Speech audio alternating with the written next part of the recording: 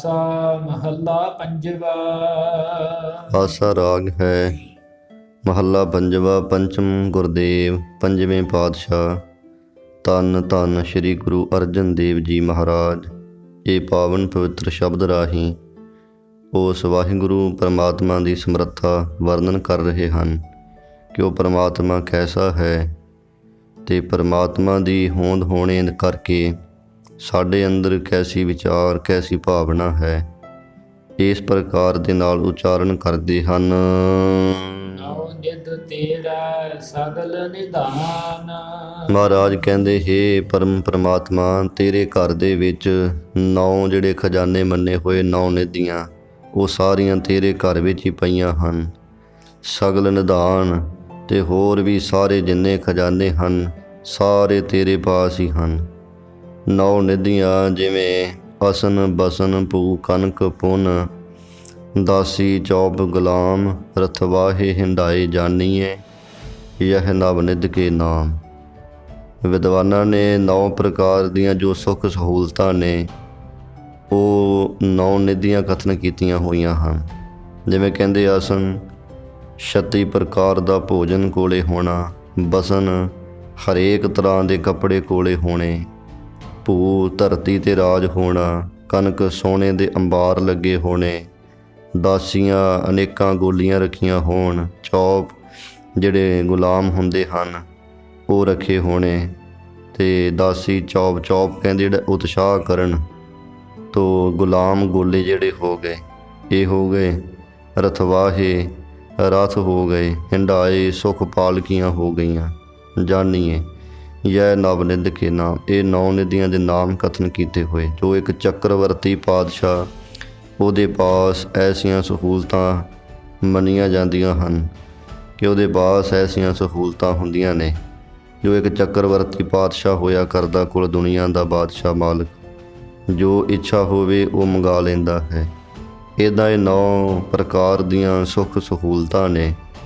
ਜਾਂ ਇਸੇ ਤਰ੍ਹਾਂ ਪਦਮ ਮਹਾਪਦਮ ਇਤਿਆਦਿ ਕੇ ਵੀ ਸਿੱਧੀਆਂ ਮੰਨੀਆਂ ਹੋਈਆਂ ਨਿਧੀਆਂ। ਤੁਮਾਰੇ ਕਹਿੰਦੇ ਕਿ ਹੇ ਵਾਹਿਗੁਰੂ, ਇਹ ਜਿੰਨੀਆਂ ਵੀ ਨਿਧੀਆਂ ਸਿੱਧੀਆਂ ਨੇ ਇਹ ਸਾਰੀਆਂ ਤੇਰੇ ਘਰ ਵਿੱਚ ਹੀ ਪਈਆਂ ਹਨ। ਬਲਕਿ ਹੋਰ ਵੀ ਜਿਹੜੇ ਖਜ਼ਾਨੇ ਮੰਨੇ ਹੋਏ ਹਨ ਸਾਰੇ ਤੇਰੇ ਘਰ ਦੇ ਵਿੱਚ ਹੀ ਹਨ। ਮਹਾਰਾਜ, ਤੂੰ ਆਪਣੇ ਸੇਵਕਾਂ ਦੀ ਹਰੇਕ ਪ੍ਰਕਾਰ ਦੀ ਇੱਛਾ ਨੂੰ ਪੂਰੀਆਂ ਕਰਨ ਵਾਲਾ ਹੈ। ਪੂਰੀ ਕਰਦਾ ਹੈ ਤੂੰ। ਕੋਈ ਵੀ ਜਿੱਦਾਂ ਦੀ ਕਿਸੇ ਦੀ ਇੱਛਾ ਹੁੰਦੀ ਹੈ ਤੂੰ ਮਹਾਰਾਜ ਪੂਰੀ ਕਰ ਦਿੰਦਾ ਹੈ।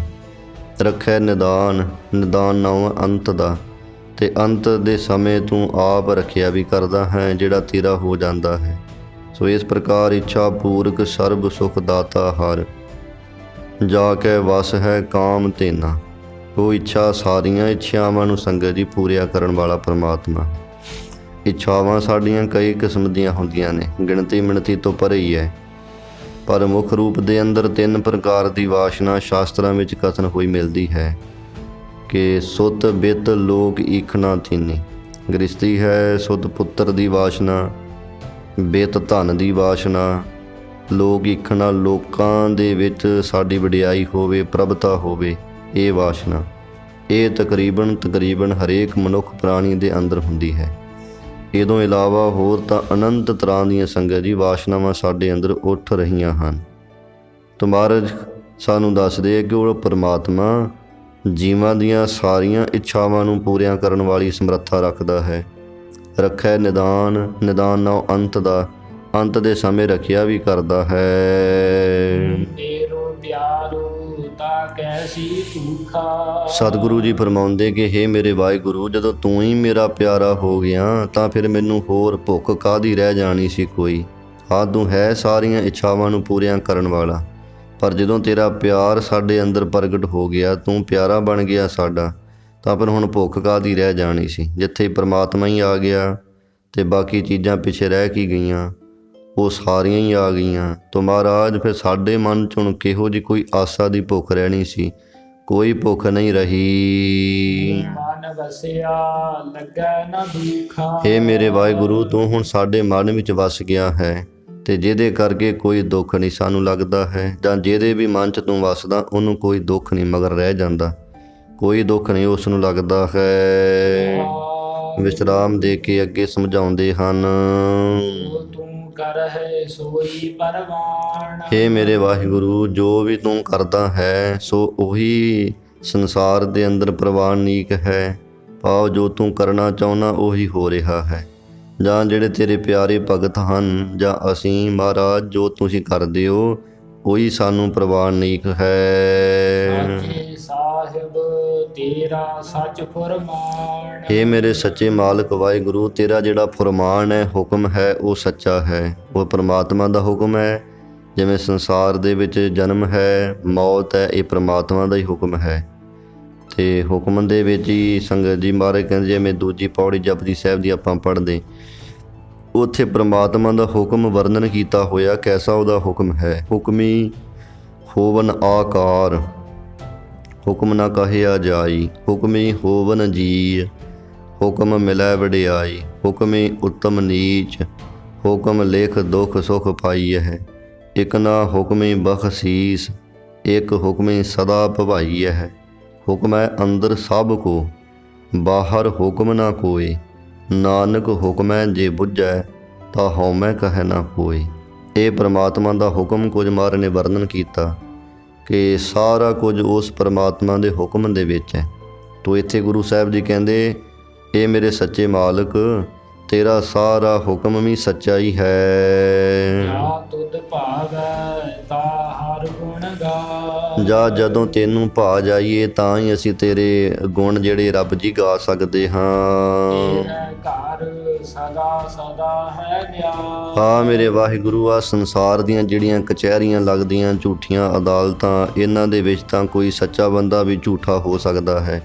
ਪਰ ਜਿਹੜਾ ਤੇਰਾ ਘਰ ਹੈ ਮਹਾਰਾਜ, ਉਹਦੇ ਵਿੱਚ ਸਦਾ ਸਦਾ ਨਿਆਂ ਹੀ ਨਿਆਂ ਹੈ। ਉੱਥੇ ਕਿਸੇ ਦੇ ਨਾਲ ਬੇਇਨਸਾਫੀ ਨਹੀਂ ਹੋਇਆ ਕਰਦੀ ਹੈ। ਉੱਥੇ ਤਾਂ ਤੇਰੇ ਘਰ ਵਿੱਚ ਸਦਾ ਨਿਆਂ ਹੀ ਨਿਆਂ ਹੈ ਸੱਚਾ।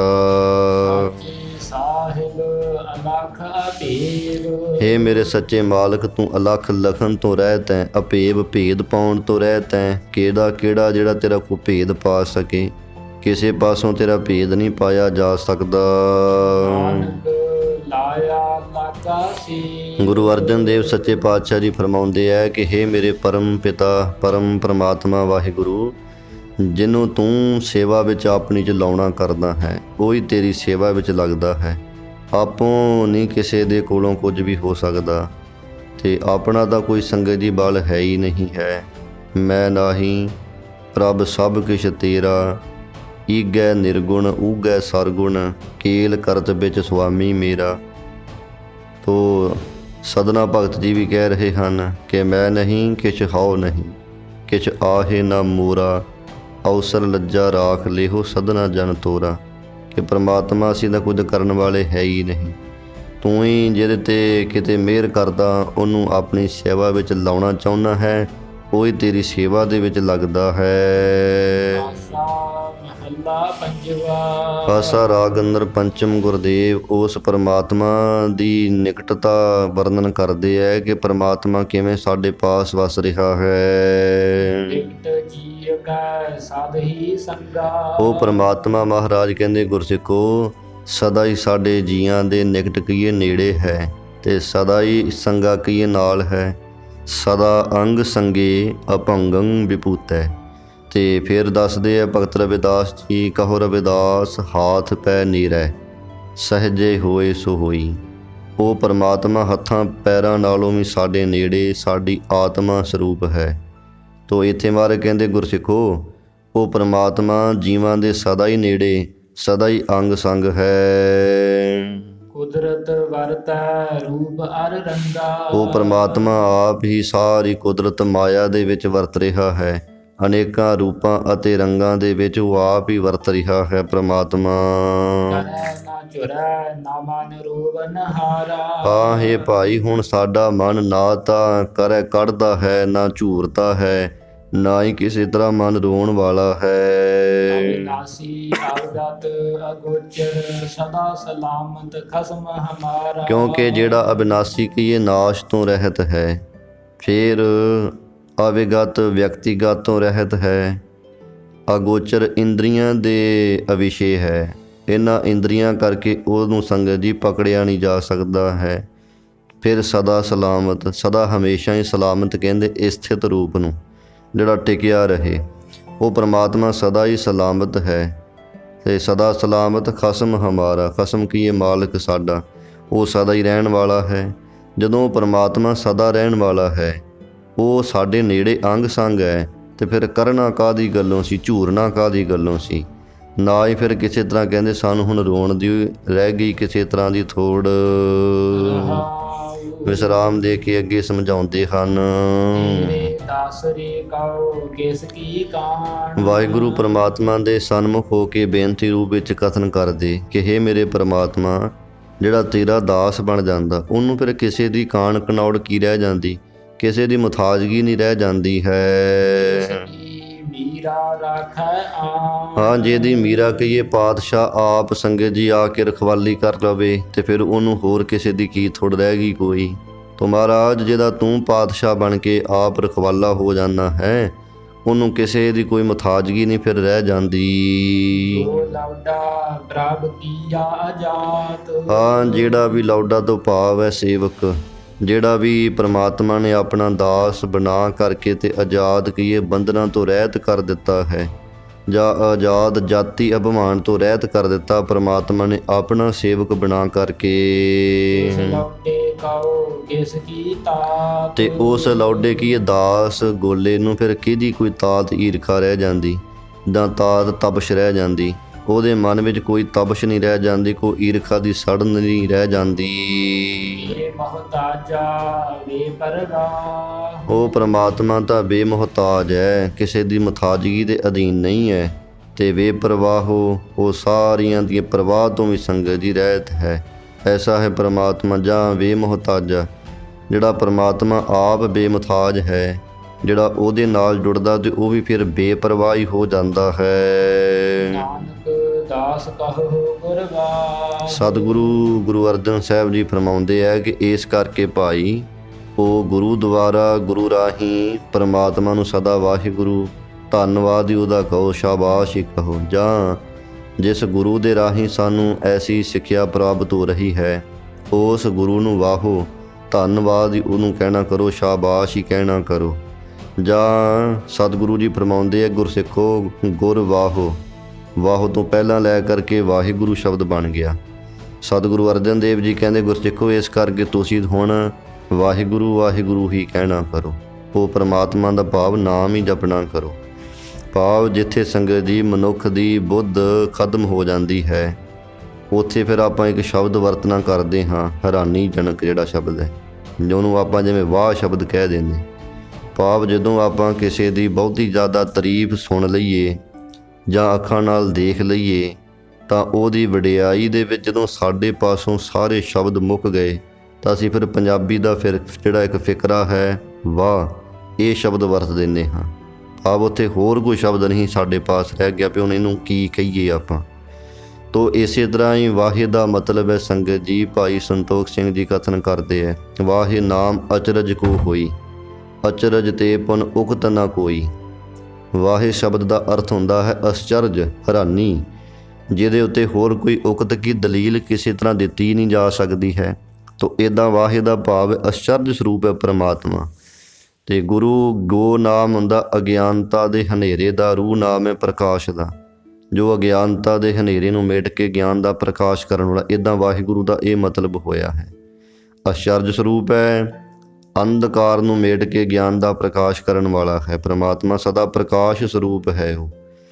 ਸੋ ਇਸ ਪ੍ਰਕਾਰ ਮਹਾਰਾਜ ਕਹਿੰਦੇ ਜਦੋਂ ਆਪਾਂ ਗੁਰੂ ਰਾਹੀਂ ਐਸੀ ਪਰਮਾਤਮਾ ਦੀ ਵਡਿਆਈ ਸੁਣੀ, ਤਾਂ ਫਿਰ ਆਪਾਂ ਨੂੰ ਕੀ ਕਹਿਣਾ ਬਣਦਾ, ਬਸ ਵਾਹਿਗੁਰੂ ਹੀ ਕਹਿਣਾ ਬਣਦਾ ਹੈ। ਪਰਮਾਤਮਾ ਧੰਨ ਹੀ ਹੈ ਤੂੰ, ਧੰਨ ਹੀ ਹੈ ਤੇਰਾ ਐਸਾ ਜਿਹੜਾ ਕੌਤਕ ਕੀਤਾ ਹੋਇਆ ਹੈ। ਆਸਾ ਰਾਗ ਅੰਦਰ ਪੰਚਮ ਗੁਰਦੇਵ ਜੀਵਾਂ ਦੀ ਹਾਲਤ ਕਥਨ ਕਰਦੇ ਸ਼ਬਦ ਅੰਦਰ ਕਿ ਭਾਈ ਜੀਵਾਂ ਦੀ ਹਾਲਤ ਕੈਸੀ ਬਣੀ ਹੋਈ ਹੈ। ਕੀ ਹੋਇਆ ਜੀਵਾਂ ਦਾ ਹਾਲ। ਤੁਮਾਰੇ ਕਹਿੰਦੇ ਦੇਖੋ ਰੱਬ ਦੇ ਨਾਮ ਦੇ ਰਸ ਨੂੰ ਛੱਡ ਕਰਕੇ ਇਹਦੇ ਹੋਛ ਹੈ ਜਿਹੜੇ ਤੁੱਛ ਨੇ ਰਸ ਦੁਨੀਆ ਦੇ, ਉਹਨਾਂ ਦੇ ਵਿੱਚ ਹੀ ਮਾਤਾ ਕੀ ਮਸਤ ਹੋਇਆ ਪਿਆ ਹੈ।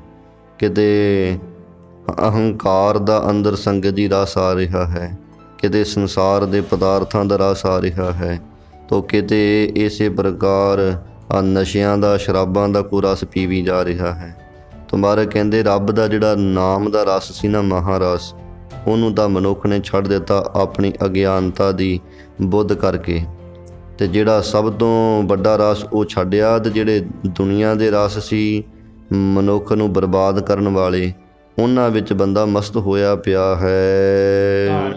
ਵਸਤ ਬਾਹਰ ਉੱਠ ਜਾਤਾ। ਜੀਵ ਦੇ ਅੰਦਰ ਅਗਿਆਨ ਨੇ ਐਸੀ ਪਕੜ ਕੀਤੀ ਹੋਈ ਹੈ ਕਿ ਘਰ ਦੇ ਵਿੱਚ ਹੀ ਨਾਮ ਰੂਪੀ ਤੇ ਪ੍ਰਮਾਤਮਾ ਰੂਪੀ ਵਸਤੂ ਹੈ। ਘਰ ਕੀ ਹਿਰਦਾ ਸਾਡਾ, ਇਹ ਸਾਡੇ ਹਿਰਦੇ ਦੇ ਅੰਦਰ ਹੀ ਸੰਗਤ ਜੀ ਵਾਹਿਗੁਰੂ ਬੈਠਾ ਹੋਇਆ। ਪਰਮਾਤਮਾ ਦਾ ਨਾਮ ਅੰਦਰ ਹੀ ਹੈ ਸਾਡੇ। ਮਾਤਾ ਦੇ ਉਦਰ ਵਿੱਚ ਪੁੱਠੇ ਲਟਕਦਿਆਂ ਹੋਇਆਂ ਅਸੀਂ ਜਪ ਕੇ ਆਏ ਹਾਂ ਸਾਰੇ ਜਾਣੇ, ਤੋ ਉੱਥੇ ਹੀ ਸਾਡੇ ਅੰਦਰ ਨਾਮ ਦਾ ਖਜ਼ਾਨਾ ਪਿਆ ਹੈ। ਤੁਮਾਰੇ ਕਹਿੰਦੇ ਉਹਨੂੰ ਤਾਂ ਘਰੇ ਹੀ ਛੱਡ ਦਿੱਤਾ ਅੰਦਰ ਹੀ, ਤੇ ਬਾਹਰ ਹੋਰ ਖਜ਼ਾਨਿਆਂ ਨੂੰ ਲੁੱਟਣ ਵਾਸਤੇ, ਇਕੱਠਿਆਂ ਕਰਨ ਵਾਸਤੇ ਬਾਹਰ ਨੂੰ ਦੌੜ ਦੌੜ ਕੇ ਮਨੁੱਖ ਜਾਂਦਾ ਹੈ। ਐਸੀ ਇਹ ਅਗਿਆਨੀ ਜੀਵ ਦੀ ਹਾਲਤ ਹੋ ਰਹੀ ਹੈ। ਸੱਚ ਅੰਮ੍ਰਿਤ ਕਥਾ। ਹਾਂ, ਇਹੋ ਜਿਹੀ ਅਗਿਆਨ ਪੁਣੇ ਵਿੱਚ ਲੱਗਣ ਕਰਕੇ ਇਸ ਜੀਵ ਦੇ ਪਾਸੋਂ ਜਿਹੜੀ ਸੱਚੀ ਤੇ ਅੰਮ੍ਰਿਤ ਸਰੂਪ ਕਥਾ ਹੈ, ਮੌਤ ਤੋਂ ਰਹਿਤ ਕਰਨ ਵਾਲੀ ਜਿਸ ਕਥਾ ਦੇ ਵਿੱਚ ਤਾਕਤ ਹੈ ਪਰਮਾਤਮਾ ਦੀ, ਉਹ ਤਾਂ ਬੰਦੇ ਕੋਲ ਸੁਣੀ ਨਹੀਂ ਜਾਂਦੀ। ਕਥਾ ਤਾਂ ਸੁਣਨ ਵਾਸਤੇ ਬੰਦਾ ਤਿਆਰ ਹੀ ਨਹੀਂ ਹੁੰਦਾ। ਤੇ ਜਿਹੜੀਆਂ ਝੂਠੀਆਂ ਹੀ ਕਹਾਣੀਆਂ ਨੇ, ਉਹਨਾਂ ਦੇ ਵਿੱਚ ਲੱਗ ਕਰਕੇ ਤੇ ਇੱਕ ਦੂਜੇ ਨਾਲ ਰਾਰ ਕੀ ਝਗੜਾ ਕਰਦਾ ਫਿਰਦਾ ਹੈ ਬੰਦਾ। ਇਹ ਐਸੀ ਸੰਗਤ ਦੀ ਸਾਡੀ ਹਾਲਤ ਬਣੀ ਪਈ ਹੈ, ਜਿੱਥੇ ਤਾਂ ਗੁਰੂ ਘਰ ਦੇ ਵਿੱਚ ਕਿਤੇ ਗੁਰਬਾਣੀ ਦੀ ਜਿਸ ਨੂੰ ਮਾਰਨ ਕਿਹਾ ਸਭ ਤੇ ਉੱਤਮ ਹਰ ਕੀ ਕਥਾ, ਨਾਮ ਸੁਣਤ ਦਰਦ ਦੁੱਖ ਲੱਥਾ। ਵੀ ਸਾਰਿਆਂ ਨਾਲੋਂ ਉੱਤਮ ਹੈ ਰੱਬ ਦੀ ਜਿਹੜੀ ਕਥਾ ਵਾਰਤਾ ਹੋਣੀ ਹੈ, ਉਹ ਤਾਂ ਆਪਾਂ ਸੁਣਨ ਨੂੰ ਤਿਆਰ ਹੀ ਨਹੀਂ ਹਾਂ। ਮਨੁੱਖ ਦੇ ਪਾਸੋਂ ਸੰਗਤ ਜੀ ਜਾ ਉਹਨੂੰ ਕਹੀਏ ਪਈ ਤੂੰ ਕਿਤੇ ਗੁਰੂ ਕੀ ਬਾਣੀ ਦੀ ਕਥਾ ਵਿਚਾਰ ਸੁਣ ਲੈ, ਕਹਿੰਦਾ ਮੇਰੇ ਪਾਸ ਸਮਾਂ ਹੈ ਨਹੀਂ ਕੋਈ। ਤੇ ਜਦੋਂ ਸੰਗਤ ਜੀ ਸਿਨੇਮੇ ਜਾਣਾ, ਨਾਟਕ ਦੇਖਣੇ, ਉਸ ਸਮੇਂ 4-4 5-5 ਘੰਟੇ ਬੈਠਾ ਰਹਿੰਦਾ ਬੰਦਾ, ਅੱਖ ਵੀ ਨਹੀਂ ਚਮਕਦਾ ਹੈ। ਤੇ ਐਸੀ ਹਾਲਤ ਹੈ ਨਾ ਹੋਈ ਪਈ। ਤੇ ਗੁਰੂ ਅਰਜਨ ਸਾਹਿਬ ਜੀ ਦੱਸ ਰਹੇ ਆ ਕਿ ਇਹ ਮਨਮੁਖਾਂ ਵਾਲੀ ਹਾਲਤ ਹੈ, ਇਹ ਚੰਗੇ ਬੰਦੇ ਦੀ ਨਿਸ਼ਾਨੀ ਨਹੀਂ ਹੋਇਆ ਕਰਦੀ ਹੈ। ਤੋ ਮਹਾਰਾਜ ਕਹਿੰਦੇ ਸੱਚੀ ਜਿਹੜੀ ਅੰਮ੍ਰਿਤ ਰੂਪੀ ਕਥਾ, ਜਿਹੜੀ ਸਾਨੂੰ ਅੰਮ੍ਰਿਤ ਜੀਵਨ ਦੇਣ ਵਾਲੀ ਹੈ, ਉਹ ਕਥਾ ਤਾਂ ਬੰਦੇ ਕੋਲ ਸੁਣੀ ਨਹੀਂ ਜਾਂਦੀ। ਤੇ ਰਾਰ ਕਰਤ, ਰਾਰ ਕੀ ਝਗੜਾ ਕਰਦਾ ਹੈ ਕਿ ਇਹਦੇ ਵਿੱਚ ਝੂਠੀ ਲੱਗ ਗਾਥਾ, ਜਿਹੜੀਆਂ ਝੂਠੀਆਂ ਕਹਾਣੀਆਂ ਨੇ, ਕਿਤੇ ਡਰਾਮੇ ਦੇਖ ਲਏ, ਕਿਤੇ ਨਾਟਕ ਦੇਖ ਲਏ, ਕਿਤੇ ਫਿਲਮਾਂ ਦੇਖ ਲਈਆਂ, ਉਹਨਾਂ ਦੇ ਵਿੱਚ ਜਿਹੜੀਆਂ ਕਹਾਣੀਆਂ ਕਲਪੀਆਂ ਹੋਈਆਂ, ਉਹ ਕਿਤੇ ਸੱਚਮੁੱਚ ਥੋੜ੍ਹੀ ਹੈ, ਉੱਦਾਂ ਕਿਤੇ ਹੋ ਰਿਹਾ ਕੁਝ ਵੀ। ਉਹ ਇੱਕ ਸੰਗਤ ਜੀ ਉਹ ਕਹਾਣੀ ਕੋਈ ਬਣਾ ਕਰਕੇ ਉਹਦੇ 'ਤੇ ਨਾਟਕ ਬਣਾ ਦਿੰਦੇ ਹੈ। ਉਹਨਾਂ ਨੂੰ ਦੇਖ ਦੇਖ ਕਰਕੇ ਤੇ ਮਨੁੱਖ ਆਪਸ ਵਿੱਚ ਝਗੜੇ ਕਰਦੇ ਫਿਰਦੇ ਹਨ।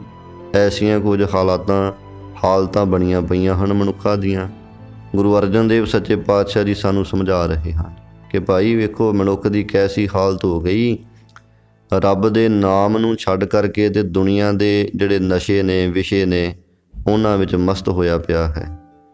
ਫੇਰ ਹੋਰ ਸੁਣੋ, ਮਹਾਰਾਜ ਕਹਿੰਦੇ ਕੈਸੀ ਹਾਲਤ ਹੈ, ਘਰ ਦੇ ਵਿੱਚ ਹੀ ਇਹਦੇ ਰੱਬ ਰੂਪੀ ਵਸਤੂ, ਰੱਬ ਵਸਤੂ ਪਈ ਹੈ, ਨਾਮ ਦੀ ਵਸਤੂ ਪਈ ਹੈ, ਤੇ ਉੱਠ ਉੱਠ ਕਰਕੇ ਬਾਹਰ ਨੂੰ ਦੌੜ ਰਿਹਾ ਹੈ। ਫੇਰ ਜਿਹੜੀ ਤਾਂ ਅੰਮ੍ਰਿਤ ਰੂਪੀ ਕਥਾ ਹੈ, ਜਿਹਦੇ ਵਿੱਚ ਪਰਮਾਤਮਾ ਦੀ ਇਬਾਦਤ ਹੈ, ਬੰਦਗੀ ਹੈ, ਉਹਨੂੰ ਤਾਂ ਸੁਣਦਾ ਹੀ ਨਹੀਂ। ਇੱਥੋਂ ਸੁਣੀਓ ਨਹੀਂ ਜਾਂਦੀ ਉਹ ਕਥਾ ਸੱਚੀ। ਤੇ ਝੂਠੀਆਂ ਕਹਾਣੀਆਂ ਦੇ ਵਿੱਚ ਲੱਗ ਲੱਗ ਕਰਕੇ ਤੇ ਮਨੁੱਖ ਲੜਾਈਆਂ, ਝਗੜੇ, ਹੋਰ ਅਨੇਕਾਂ ਤਰ੍ਹਾਂ ਦੀਆਂ ਸੰਗਤ ਜੀ ਗੱਲਾਂ ਕਰਦਾ ਹੈ। ਇਹ ਮਨੁੱਖ ਦੀ ਹਾਲਤ ਹੋਈ ਪਈ। ਅੱਜ ਆਪਾਂ ਦੇਖ ਸਕਦੇ ਹਾਂ ਹੁਣ ਦੇ ਮਾਹੌਲ ਦੇ ਵਿੱਚ ਜਿਹੜਾ ਹੁਣ ਦਾ ਸਮਾਂ ਹੈ, ਇਹ ਆਮ ਹੀ ਵਰਤਾਰਾ ਵਰਤ ਰਿਹਾ ਹੈ। ਚਲੋ ਦੂਜੇ ਪਾਸੇ ਕੀ ਝਾਤੀ ਮਾਰਨੀ, ਅਸੀਂ ਆਪਣੇ ਅੰਦਰ ਹੀ ਝਾਤੀ ਮਾਰ ਕਰਕੇ ਦੇਖ ਲੈਣਾ ਕਿ ਬਿਲਕੁਲ ਗੱਲ ਗੁਰੂ ਅਰਜਨ ਦੇਵ ਸੱਚੇ ਪਾਤਸ਼ਾਹ ਜੀ ਸਹੀ ਕਹਿ ਰਹੇ ਨੇ। ਇਸੇ ਤਰ੍ਹਾਂ ਹੀ ਸਾਡੀ ਕਹਾਣੀ ਬਣੀ ਪਈ ਹੈ। ਮੋਬਾਈਲ ਉੱਤੇ 2-2 ਘੰਟੇ 3-3 ਘੰਟੇ ਸੰਗਤ ਜੀ ਉੱਥੇ ਬੰਦਾ ਝੂਠੀਆਂ ਕਹਾਣੀਆਂ ਦੇਖੀ ਜਾਵੇਗਾ। ਕਿਤੇ ਫੇਸਬੁੱਕ, ਯੂਟਿਊਬ ਇਹ ਚਲਾ ਲਏ, ਉਹਦੇ 'ਤੇ ਕੀ ਆ ਰਿਹਾ, ਕਿਤੇ ਕੁਝ, ਕਿਤੇ ਧਰਮ ਦੀ, ਕਿਤੇ ਰੱਬ ਦੀ ਗੱਲ ਤਾਂ ਨਹੀਂ ਕੋਈ ਸੁਣਦਾ ਹੈ। ਉੱਥੇ ਹੋਰ ਹੀ ਕੁਝ ਝੂਠੀਆਂ ਹੀ ਕਹਾਣੀਆਂ ਹੁੰਦੀਆਂ ਸਾਰੀਆਂ। ਬਸ ਉਹਨਾਂ ਨੂੰ ਬੰਦਾ ਦੇਖੀ ਜਾਂਦਾ। ਦੇਖਦਿਆਂ 2 ਘੰਟੇ 3 ਘੰਟੇ ਜਿੰਨਾ ਚਿਰ ਤੱਕ ਉਹ ਨੈੱਟ ਨਹੀਂ ਖ਼ਤਮ ਹੋ ਜਾਂਦਾ ਉਨਾ ਚਿਰ ਤੱਕ ਬੰਦਾ ਫ਼ੋਨ ਹੀ ਨਹੀਂ ਛੱਡਦਾ ਹੈ। ਫ਼ੋਨ ਦੀ ਬੈਟਰੀ ਖ਼ਤਮ ਹੋ ਗਈ, ਫਿਰ ਚਾਰਜ ਲਾ ਲਿਆ, ਫਿਰ ਦੇਖ ਲਿਆ, ਫ਼ੋਨ ਖ਼ਤਮ ਹੋ ਗਿਆ, ਨੈੱਟ ਖ਼ਤਮ ਹੋ ਗਿਆ, ਟੀਵੀ ਚਲਾ ਲਿਆ, ਬਸ ਉੱਧਰ ਸਾਰਾ ਦਿਨ ਬੰਦਾ ਲਾ ਸਕਦਾ ਹੈ। ਜੇ ਕਿਤੇ ਉਹਨੂੰ ਕਹੀਏ ਰੱਬ ਦੀ ਕਿਤੇ ਕਹਾਣੀ, ਕਿਤੇ ਰੱਬ ਦੀ ਗੱਲ ਸੁਣ ਲੈ, ਤਾਂ ਉਸ ਸਮੇਂ ਦਾ ਸੰਗਤ ਜੀ ਹਰ ਸਿਮਰਨ ਕੀ ਬੇਲਾ ਬੱਜਰ ਸਿਰ ਪਰ ਹੈ। ਉਹ ਤਾਂ ਜਿਵੇਂ ਬੜਾ ਤਕੜਾ ਕੋਈ ਪਹਾੜ ਹੀ ਆ ਕੇ ਸਿਰ 'ਤੇ ਡਿੱਗ ਪਿਆ ਹੋਵੇ ਨਾ, ਇਸ ਤਰ੍ਹਾਂ ਦੀ ਹਾਲਤ ਹੋ ਜਾਂਦੀ, ਨਹੀਂ ਨਾ ਸੁਣੀ ਜਾ ਰਹੀ ਰੱਬ ਦੀ ਗੱਲ। ਤੋ ਇਸ ਤਰ੍ਹਾਂ ਮਹਾਰਾਜ ਕਹਿੰਦੇ ਇਹ ਮਨ ਮੁੱਖਾਂ ਵਾਲੀ ਹਾਲਤ ਹੋਇਆ ਕਰਦੀ ਹੈ, ਜਿਹਦੇ ਕੋਲ ਸੱਚ ਸੁਣਨਾ ਬੜਾ ਔਖਾ ਹੈ। ਝੂਠ ਸਾਰੀ ਦਿਹਾੜੀ ਬੰਦਾ ਸੁਣਦਾ ਰਹਿੰਦਾ, ਸੱਚ ਨਹੀਂ ਸੁਣਿਆ ਜਾਂਦਾ। ਇਸ ਪਾਸੋਂ ਵਿਸ਼ਰਾਮ ਦੇ ਕੇ ਅੱਗੇ ਸਮਝਾਉਂਦੇ ਹਨ। ਸਾਹਿਬ ਕਾ ਸੇਵ ਬਿਰਾਨੀ। ਮਹਾਰਾਜ ਕਹਿੰਦੇ ਲੈ ਮਨੁੱਖਾ ਤੈਨੂੰ ਹੁਣ ਸਮਝਾਉਣਾ, ਕੋਈ ਬੰਦਾ ਤਨਖਾਹ ਤਾਂ ਲਵੇ ਆਪਣੇ ਮਾਲਕ ਦੇ ਕੋਲੋਂ, ਅਤੇ ਨੌਕਰੀ ਜਿਹੜੀ ਹੈ ਸੇਵਾ ਉਹ ਕਿਸੇ ਬਗਾਨੇ ਦੀ ਕਰੇ, ਅਤੇ ਦੱਸੋ ਉਹਦੇ 'ਤੇ ਮਾਲਕ ਕਿਵੇਂ ਖੁਸ਼ ਹੋ ਜੂ? ਮਾਲਕ ਦੀ ਖੁਸ਼ੀ ਤੇ ਤਾਂ ਹੀ ਹੈ ਨਾ ਜੇ ਕੰਮ ਵੀ ਮਾਲਕ ਦਾ ਹੀ ਕਰੇ ਤਾਂ।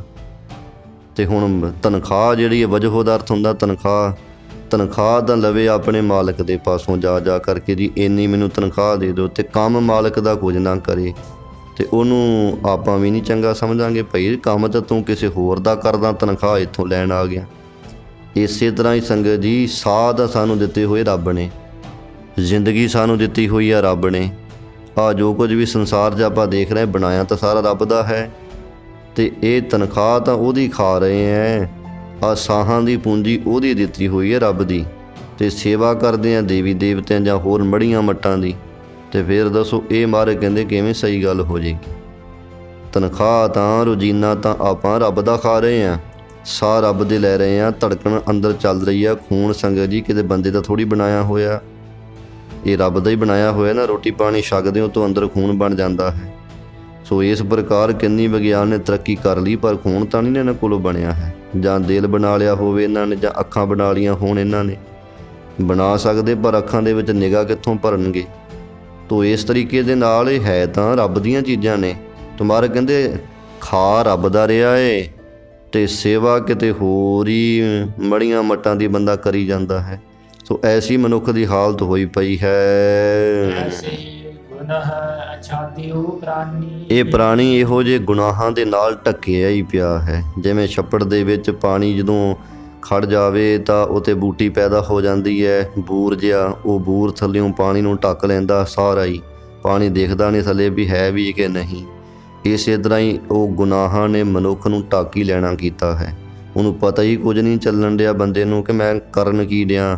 ਉਵੇਂ ਆਪਣੇ ਆਪ ਦੇ ਵਿੱਚ ਬੜਾ ਸੰਗਤ ਦੀ ਸਿਆਣਾ ਬਣਦਾ ਹੈ ਮਨੁੱਖ, ਵੀ ਮੈਂ ਬੜਾ ਸਿਆਣਾ, ਮੇਰੇ ਵਰਗਾ ਤਾਂ ਕੋਈ ਬੰਦਾ ਹੀ ਨਹੀਂ ਪਿੰਡ 'ਚ ਹੈਗਾ, ਮੈਂ ਹੀ ਸਭ ਤੋਂ ਚੰਗਾ, ਮੈਂ ਹੀ ਸਭ ਤੋਂ ਵਧੀਆ, ਮੈਂ ਹੀ ਸਭ ਤੋਂ ਸੂਝਵਾਨ। ਅਤੇ ਗੁਰੂ ਅਰਜਨ ਦੇਵ ਸੱਚੇ ਪਾਤਸ਼ਾਹ ਦੱਸ ਰਹੇ ਨੇ ਕਿ ਭਈ ਇਹਨੂੰ ਸਿਆਣਪ ਨਹੀਂ ਕਹਿੰਦੇ, ਇਹਨੂੰ ਮੂਰਖਤਾ ਕਹਿੰਦੇ ਹਨ। ਸਿਆਣਪ ਤਾਂ ਉਹੀ ਹੈ ਜਿਸ ਬੰਦੇ ਨੇ ਆਪਣਾ ਜੀਵਨ ਸਵਾਰ ਲਿਆ ਹੈ। ਜਿਹਨੇ ਜੀਵਨ ਬਰਬਾਦ ਕਰ ਲਿਆ ਉਹਨੂੰ ਸਿਆਣਪ ਕਿੱਥੋਂ ਕਹਾਂਗੇ ਆਪਾਂ? ਤੁਮਾਰੇ ਕਹਿੰਦੇ ਭਾਈ ਦੇਖੋ, ਸਾਹ ਰੱਬ ਦੇ ਦਿੱਤੇ ਹੋਏ ਲੈ ਰਿਹਾ ਬੰਦਾ, ਅਤੇ ਰੱਬ ਨੂੰ ਚੇਤੇ ਕਰ ਹੀ ਨਹੀਂ ਰਿਹਾ। ਆ ਖੂਨ ਜਿਹੜਾ ਸਾਡੇ ਅੰਦਰ ਹੈ, ਦਿਲ ਹੈ ਸਾਡਾ ਅੰਦਰ, ਨਾੜਾਂ ਨੇ ਸਾਡੀਆਂ ਅੰਦਰ, ਕਿੰਨੀ ਪ੍ਰਕਿਰਿਆ ਹੋ ਰਹੀ ਹੈ। ਅੱਖਾਂ ਨੇ, ਅੱਖਾਂ ਰੱਬ ਦੀਆਂ ਦਿੱਤੀਆਂ ਹੋਈਆਂ ਨਾ ਸਾਨੂੰ। ਜੇ ਕਦੇ ਬੰਦੇ ਦੀਆਂ ਹੁੰਦੀਆਂ ਤਾਂ ਬੰਦੇ ਤਾਂ ਵੇਖੋ ਵਿਗਿਆਨ ਨੇ ਕਿੰਨੀ ਤਰੱਕੀ ਕਰ ਲਈ, ਕਿੱਥੇ ਅੱਖਾਂ ਦੇ ਦੇਣਗੇ। ਆ ਦਿਮਾਗ ਹੈ ਸਾਡਾ, ਕਿੱਥੋਂ ਦੇ ਦੇਣਗੇ ਵਿਗਿਆਨੀ ਦਿਮਾਗ ਸਾਡਾ? ਇਹ ਰੱਬ ਦਾ ਦਿੱਤਾ ਹੋਇਆ ਸਾਰਾ ਕੁਝ ਸਾਡੇ ਪਾਸ ਸਰੀਰ। ਤੋ ਇਹ ਰੱਬ ਦੀਆਂ ਲੈ ਕੇ ਦਾਤਾਂ ਆਪਾਂ, ਅਤੇ ਰੱਬ ਨੂੰ ਚੇਤੀ ਨਹੀਂ ਕਰਨਾ, ਸੇਵਾ ਕਰਨੀ ਹੋਰ ਦੀ, ਅਤੇ ਤਨਖਾਹ ਲਈ ਜਾਣੀ ਰੱਬ ਦੇ ਪਾਸੋਂ। ਸੋ ਐਸੀ ਮਹਾਰਾਜ ਕਹਿੰਦੇ ਇਹਨਾਂ ਦੀ ਹਾਲਤ ਮਨੁੱਖਾਂ ਦੀ ਗੁਨਾਹਾਂ ਦੇ ਨਾਲ ਹੀ ਢੱਕੇ ਪਏ ਹਨ।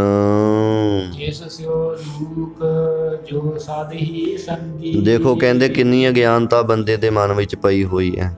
ਉਹਦੇ ਤੋਂ ਬੰਦਾ ਲੁਕ ਕੇ ਰਹਿੰਦਾ, ਜਿਹੜਾ ਪਰਮਾਤਮਾ ਸਦਾ ਹੀ ਸਾਡੇ ਅੰਗ ਸੰਗ ਰਹਿੰਦਾ ਹੈ। ਦੱਸੋ ਕਿੱਥੇ ਭੱਜ ਜਾਓਗੇ? ਮਹਾਰਾਜ ਕਹਿੰਦੇ ਉਹ ਪਰਮਾਤਮਾ ਕਿਹੜੀ ਥਾਂ ਜਿੱਥੇ ਉਹ ਹੈ ਨਹੀਂ ਹੈ, ਅਤੇ ਉਹਦੇ ਤੋਂ ਬੰਦਾ ਲੁਕ ਕਰਕੇ ਰਹਿੰਦਾ ਵੀ ਕਿਤੇ ਉਹਦੇ ਕੋਲ ਨਾ ਆਪਾਂ ਚਲੇ ਜਾਈਏ, ਇੱਥੇ ਨਾ ਕਿਤੇ ਚਲੇ ਜਾਈਏ। ਮਹਾਰਾਜ ਕਹਿੰਦੇ ਪਰਮਾਤਮਾ ਤੋਂ ਕਿੱਥੇ ਕੋਈ ਲੁਕੋ ਕਰ ਲੋਗੇ ਤੁਸੀਂ? ਉਹ ਪਰਮਾਤਮਾ ਤਾਂ ਸਦਾ ਹੀ ਅੰਗ ਸੰਗ ਹੈ ਸਾਡੇ, ਸਦਾ ਅੰਗ ਸੰਗੇ ਅਭੰਗੰ ਵਿਭੂਤੇ। ਹਾਂ, ਜਿਹੜੀਆਂ ਚੀਜ਼ਾਂ ਸਾਡੇ ਕੰਮ ਨਹੀਂ ਕਿਤੇ ਵੀ ਆਉਣ ਵਾਲੀਆਂ, ਉਹੀ ਚੀਜ਼ਾਂ ਮਹਾਰਾਜ ਕਹਿੰਦੇ ਵਾਰ-ਵਾਰ ਬੰਦਾ ਮੰਗੀ ਤੁਰੀ ਜਾ ਰਿਹਾ ਹੈ। ਹੁਣ ਪ੍ਰਲੋਕ ਦੇ ਵਿੱਚ ਇਸ ਤਰ੍ਹਾਂ ਹੀ ਆ ਦੁਨੀਆ ਦੇ ਪਦਾਰਥ ਸੰਗਤ ਜੀ ਕੋਈ ਕੰਮ ਆਉਣੇ, ਇਹ ਤਾਂ ਇੱਥੇ ਰਹਿ ਜਾਣੇ ਅਤੇ ਇੱਥੇ ਵੀ ਮਰਨ ਤੋਂ ਬਾਅਦ ਝਗੜਾ ਹੀ ਪੈ ਜਾਣਾ ਸਾਡੇ। ਹੁਣ ਜੇ ਕਿਸੇ ਬਾਪ ਨੇ ਬਣਾਈ ਹੈ ਚੰਗੀ ਜ਼ਮੀਨ ਜਾਇਦਾਦ, ਗਾਂ ਉਹਦੇ 2 ਜਾਂ 3 ਬੱਚੇ ਨੇ, ਲੜਕੇ ਹਨ ਅਤੇ ਬਾਪ ਦੇ ਮਰਨ ਦੀ ਦੇਰ ਹੈ ਅਤੇ ਉਸੇ ਸਮੇਂ ਫਿਰ ਵੰਡੀਆਂ ਪੈ ਜਾਣੀਆਂ। ਅੱਜ ਕੱਲ੍ਹ ਤਾਂ ਮਰਨ ਵੀ ਨਹੀਂ ਦਿੰਦੇ, ਜਿਉਂਦਿਆਂ ਹੀ ਵੰਡੀਆਂ ਪਾ ਕੇ ਅਤੇ ਉਹਨੂੰ ਫਿਰ ਉਹ ਬਿਰਧ ਆਸ਼ਰਮ ਬਣੇ ਹੋਏ ਨੇ, ਉੱਥੇ ਜਾ ਸੁੱਟਦੇ ਹਨ। ਐਸੀ ਹਾਲਤ ਬਣੀ ਹੋਈ। ਤਾਂ ਮਹਾਰਾਜ ਕਹਿੰਦੇ ਦੇਖ ਲਓ ਭਾਈ, ਇਹ ਬੰਦਾ ਉਹ ਚੀਜ਼ਾਂ ਮੰਗਦਾ ਦੁਨੀਆ ਵਿੱਚ ਰਹਿ ਕਰਕੇ, ਜਿਹੜੀਆਂ ਚੀਜ਼ਾਂ ਨੇ ਸਾਥ ਕੋਈ ਨਹੀਂ ਦੇਣਾ। ਆਹ ਦੁਨੀਆ ਚੀਜ਼ਾਂ ਕੋਈ ਦੁੱਧ ਮੰਗਦਾ, ਪੁੱਤ ਮੰਗਦਾ, ਇਹ ਤਾਂ ਇੱਥੋਂ ਤੱਕ ਕੰਮ ਆਉਣ ਵਾਲੀਆਂ ਨੇ ਚੀਜ਼ਾਂ। ਕਈ ਵਾਰੀ ਇੱਥੇ ਵੀ ਸਾਥ ਛੱਡ ਜਾਂਦੀਆਂ ਨੇ ਅਤੇ ਗਾਂ ਅੱਗੇ ਤਾਂ ਕਿੱਥੇ ਇਹ ਕੰਮ ਆਉਣੀਆਂ ਨੇ। ਮਹਾਰਾਜ ਕਹਿੰਦੇ ਇਹਨੂੰ ਕਹਿੰਦੇ ਨੇ ਅਗਿਆਨ। ਅਗਿਆਨ ਦੇ ਵਸ ਹੋ ਕਰਕੇ ਉਹੀ ਚੀਜ਼ਾਂ ਮੁੜ ਬੰਦਾ ਮੰਗੀ ਜਾਂਦਾ। ਅੱਜ ਤੋਂ 20 ਸਾਲ, ਜੇ ਹੁਣ 50 ਸਾਲ ਸਾਡੀ ਕਿਸੇ ਦੀ ਉਮਰ ਹੋ ਗਈ, ਤਾਂ ਜੋ ਅੱਜ ਤੋਂ 40 ਸਾਲ ਪਹਿਲਾਂ ਦੀ ਸਾਡੇ ਅੰਦਰ ਮੰਗ ਸੀ, ਉਹ ਵਾਰ-ਵਾਰ ਉਹੀ ਮੰਗੀ ਜਾ ਰਹੇ ਹਾਂ। ਤਾਂ ਸਮਝੋ ਕਿ ਅਜੇ ਸੰਗਤ ਜੀ ਅਸੀਂ ਇੱਕ ਕਦਮ ਵੀ ਗਾਂਹ ਨਹੀਂ ਪੁੱਟਿਆ ਹੈ ਧਰਮ ਵਾਲੇ ਪਾਸੇ। ਅਜੇ ਮਤਲਬ ਅਸੀਂ ਸਰੀਰ ਕਰਕੇ ਬੁੱਢੇ ਹੋ ਗਏ ਹੈ, ਪਰੰਤੂ ਅੰਦਰ ਮੰਗ ਕਰਕੇ ਅਜੇ ਬੱਚੇ ਹੀ हैं। 40 ਸਾਲ ਪਿਛਾਂ ਉੱਥੇ ਹੀ ਬੈਠੇ ਹੋਏ ਹਾਂ। ਦੁਨੀਆ ਜਿਵੇਂ ਕਹਿੰਦੇ ਕਿੱਥੋਂ ਦੀ ਕਿੱਥੇ ਪਹੁੰਚ ਗਈ ਅਤੇ ਆਪਾਂ ਉੱਥੇ ਦੇ ਉੱਥੇ ਹੀ ਹਾਂ। ਸੋ ਐਸੀ ਕਹਾਣੀ ਬਣੀ। ਜੇ ਕੋਈ ਇਹਦੇ ਸੰਗਤ ਜੀ ਅੱਜ ਤੋਂ 15-20 ਸਾਲ ਪਹਿਲਾਂ ਕੋਈ ਇੱਛਾ ਪੂਰੀ ਦਿਮਾਗ ਵਿੱਚ ਕੋਈ ਆ ਗਈ, ਇੱਛਾ ਮਨ ਅੰਦਰ, ਉਹ ਬੰਦੇ ਨੇ ਰੱਬ ਦੇ ਕੋਲੋਂ ਆ ਕੇ ਮੰਗਣਾ ਸ਼ੁਰੂ ਕਰ ਦਿੱਤਾ ਅਤੇ ਵਾਰ-ਵਾਰ ਉਹ ਚੀਜ਼ ਮਿਲੀ ਵੀ ਜਾ ਰਹੀ, ਫਿਰ ਵੀ ਬੰਦਾ ਹਟਦਾ ਨਹੀਂ, ਉਹੀ ਮੰਗੀ ਜਾ ਰਿਹਾ 20 ਸਾਲਾਂ ਬਾਅਦ ਵੀ। ਤਾਂ ਇਹ ਨਹੀਂ ਸਮਝਣਾ ਕਿ ਹੁਣ ਤਰੱਕੀ 'ਚ ਹੈ ਬੰਦਾ। ਉਹ 20 ਸਾਲ ਪਹਿਲਾਂ ਉਹੀ ਮੰਗ ਸੀ, 20 ਸਾਲ ਬਾਅਦ ਵੀ ਉਹੀ ਮੰਗ ਹੈ। ਤਾਂ ਸਮਝ ਲਓ ਵੀ ਉਹ ਬੰਦਾ ਅੱਜ ਤੋਂ 20 ਸਾਲ ਪਹਿਲਾਂ ਉੱਥੇ ਹੀ ਬੈਠਾ ਹੋਇਆ ਹੈ। ਸਰੀਰ ਬੁੱਢਾ ਹੋ ਗਿਆ ਹੈ, ਬਾਹਰ ਵਾਲਾ ਸਮਾਂ ਮੌਸਮ ਸਾਰਾ ਕੁਝ ਬਦਲ ਚੁੱਕਾ ਹੈ, ਪਰ ਅੰਦਰ ਉਹਦੇ ਉਹੀ ਹਾਲਤ ਹੈ ਅਜੇ।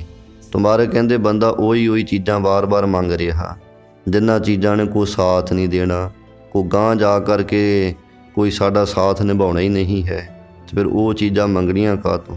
ਤਾਂ ਹੀ ਤਾਂ ਮਹਾਰਾਜ ਕਹਿੰਦੇ ਨਾ, ਮੰਗਣਾ ਮੰਗਣ ਨੀਕਾ, ਹਰ ਜਸ ਗੁਰ ਤੇ ਮੰਗਣਾ। ਇਹ ਭਾਈ ਜੇ ਤੁਸੀਂ ਮੰਗ ਕੋਈ ਮੰਗਣੀ ਹੋਈ ਹੈ ਨਾ, ਤਾਂ ਰੱਬ ਦਾ ਜਸ ਮੰਗੋ, ਰੱਬ ਦਾ ਨਾਮ ਮੰਗੋ। ਇਹ ਹੀ ਸਭ ਤੋਂ ਉੱਤਮ ਮੰਗ ਹੈ। ਜਿਹੜੀਆਂ ਬਾਕੀ ਚੀਜ਼ਾਂ ਹਨ ਮੰਗਣੀਆਂ ਆਪਾਂ, ਇਹ ਤਾਂ ਕੇਵਲ ਸੰਗਤ ਦੀ ਸਰੀਰ ਦੀ ਸਹੂਲਤ ਤੱਕ ਨੇ। ਇਹਦੇ ਨਾਲ ਕੁਝ ਅੰਦਰ ਆਤਮਿਕ ਸੁੱਖ ਨਹੀਂ ਪ੍ਰਾਪਤ ਹੋਣ ਵਾਲਾ ਹੈ। ਇਹ ਸਰੀਰ ਦੀਆਂ ਸਹੂਲਤਾਂ ਨੇ ਕੇਵਲ। ਤੋ ਇਸ ਪ੍ਰਕਾਰ ਹਾਂ, ਇਹਨਾਂ ਦੀ ਲੋੜ ਵੀ ਹੈ।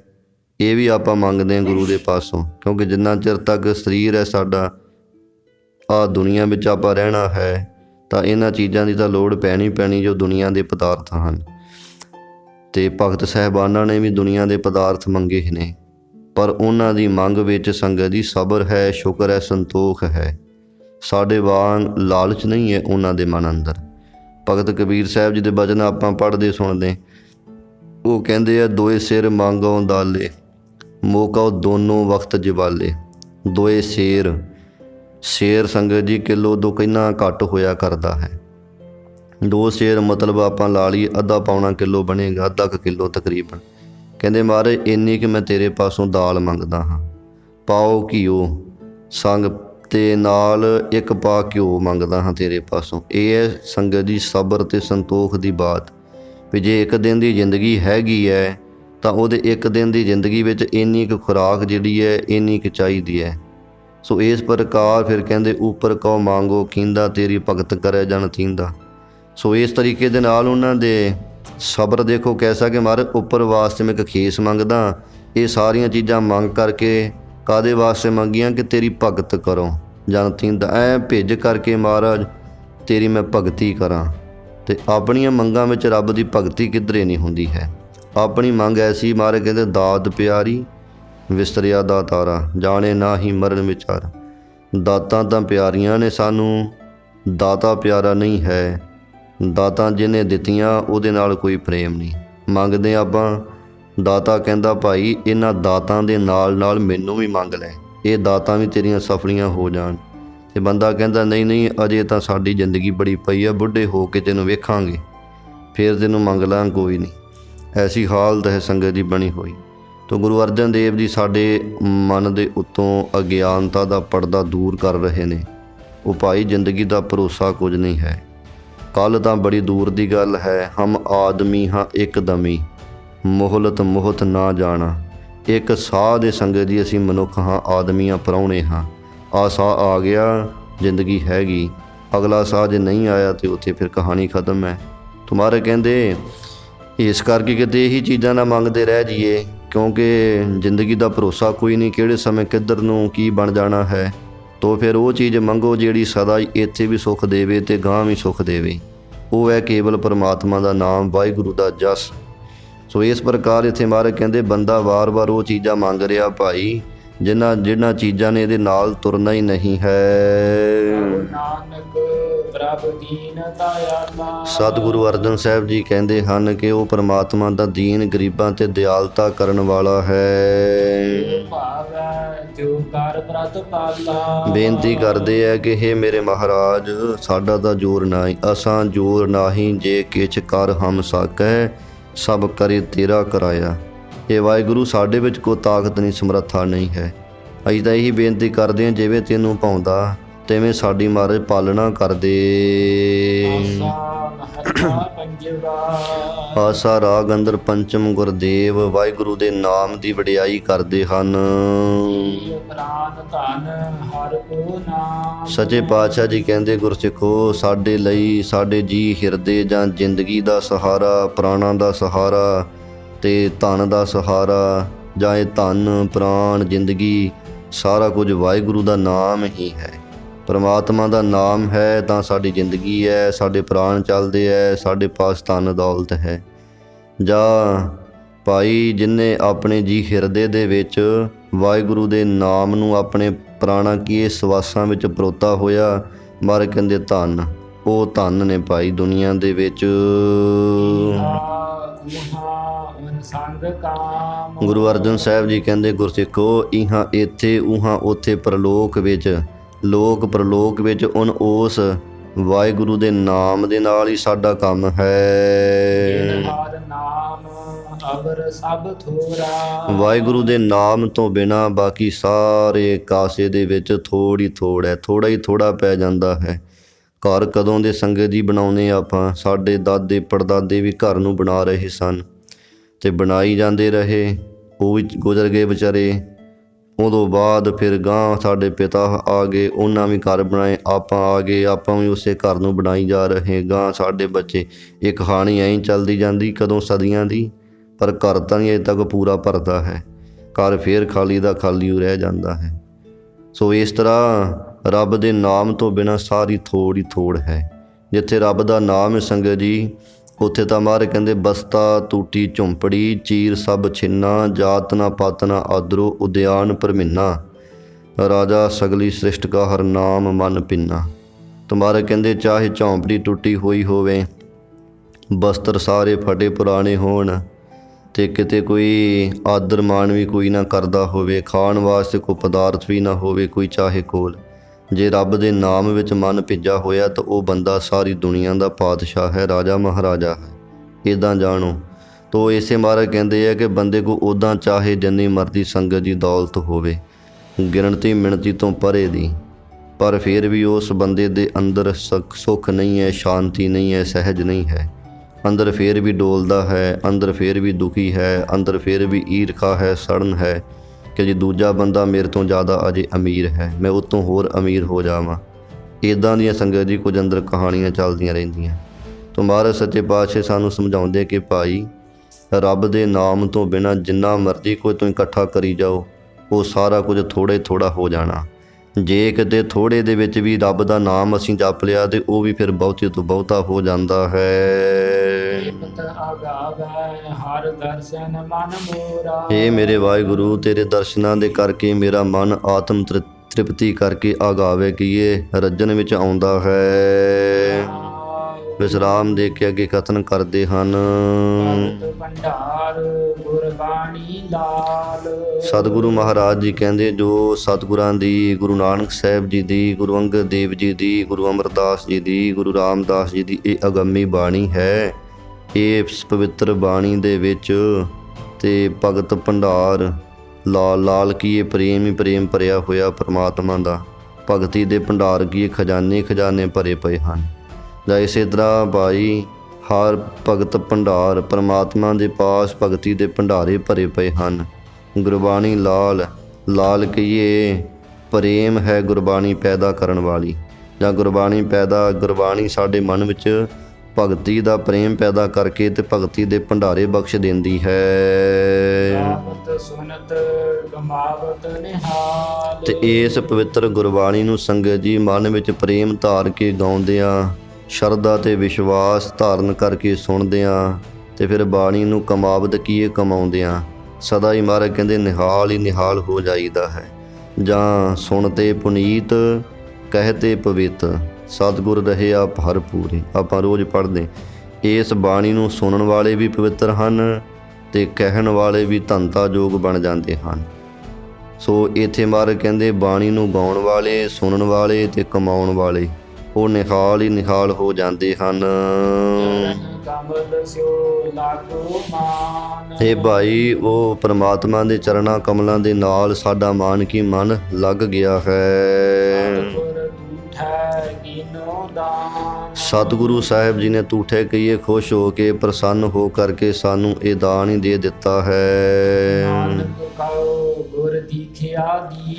ਸਤਿਗੁਰੂ ਅਰਜਨ ਸਾਹਿਬ ਜੀ ਕਹਿੰਦੇ ਆ ਸਾਡੇ ਤਾਈਂ ਸਾਡੇ ਗੁਰਾਂ ਨੇ ਇਹ ਦੀਖਿਆ ਕਿ ਇਹ ਸਿੱਖਿਆ ਦੇਣਾ ਕੀਤੀ ਹੈ।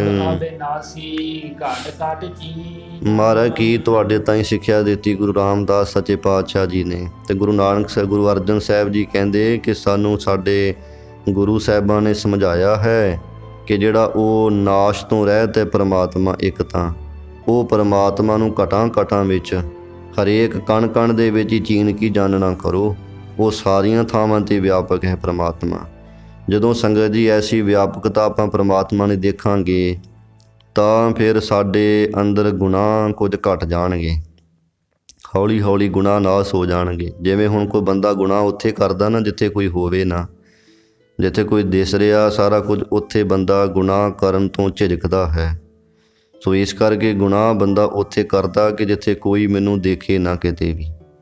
ਤੋ ਜਦੋਂ ਮਨ ਦੇ ਅੰਦਰ ਐਸੀ ਵਿਚਾਰ ਆ ਗਈ ਕਿ ਸਾਡੇ ਗੁਰੂ ਸਾਹਿਬਾਂ ਕਿਹਾ ਕਿ ਪਰਮਾਤਮਾ ਸਾਰੀਆਂ ਥਾਵਾਂ 'ਤੇ ਹੀ ਹੈ, ਤੇ ਫਿਰ ਬੰਦਾ ਗੁਨਾਹ ਕਿਵੇਂ ਕਰੇ। ਜਿਵੇਂ ਉਹ ਇੱਕ ਸਾਧੂ ਮਹਾਤਮਾ ਦੇ ਦੋ ਚੇਲਿਆਂ ਦੀ ਆਪਾਂ ਸਾਖੀ ਸੁਣੀ। ਉਹ ਦੋ ਚੇਲੇ ਆਏ ਮਹਾਤਮਾ ਦੇ ਪਾਸ, ਕਹਿਣ ਲੱਗੇ ਜੀ ਸਾਨੂੰ ਆਪਣੇ ਪਾਸ ਰੱਖ ਲਓ। ਮਹਾਤਮਾ ਕਹਿੰਦੇ ਪਹਿਲਾਂ ਕੁਝ ਸੰਗਤ ਕਰੋ, ਰੱਖ ਕੇ ਫਿਰ ਤੁਹਾਨੂੰ ਉਪਦੇਸ਼ ਦੇਵਾਂਗੇ। ਕਹਿੰਦੇ ਸਤ ਬਚਨ। ਕੁਝ ਸਮਾਂ ਸੰਗਤ ਕੀਤੀ, ਫਿਰ ਪਰਖਣਾ ਵਾਸਤੇ ਮਹਾਂਪੁਰਸ਼ਾਂ ਕਿਹਾ ਕਿ ਭਾਈ ਇੱਦਾਂ ਕਰੋ ਵੀ ਅੱਜ ਆਪਣਾ ਇੱਥੇ ਕਬੂਤਰ ਦਾ ਮਾਸ ਆਪਾਂ ਬਣਾਉਣਾ ਹੈ। ਉਹ ਦੇਖਣ ਲੱਗੇ ਜੀ ਵੀ ਇਹ ਕੀ ਕਹਿਣ ਲੱਗੇ ਮਹਾਤਮਾ ਜੀ। ਅੱਜ ਕਹਿਣ ਲੱਗੇ ਹਾਂ ਇੱਦਾਂ ਕਰੋ, ਆਹ ਕਬੂਤਰ ਦੋ ਇੱਥੋਂ ਫੜੋ ਅਤੇ ਇਹਨਾਂ ਨੂੰ ਲੈ ਜਾਓ, ਜਿੱਥੇ ਕੋਈ ਵੀ ਨਾ ਦੇਖੇ ਉੱਥੇ ਦੀ ਗਰਦਨ ਮਰੋੜ ਲਿਆਉਣੀ। ਇੱਥੇ ਨਹੀਂ ਆਪਾਂ ਕਰਨਾ, ਸਾਡਾ ਆਸ਼ਰਮ ਹੈ, ਅਪਵਿੱਤਰ ਹੋਵੇਗਾ, ਆਪਾਂ ਪਾਸੇ ਜੇ ਕਰਕੇ ਬਣਾ ਲਵਾਂਗੇ।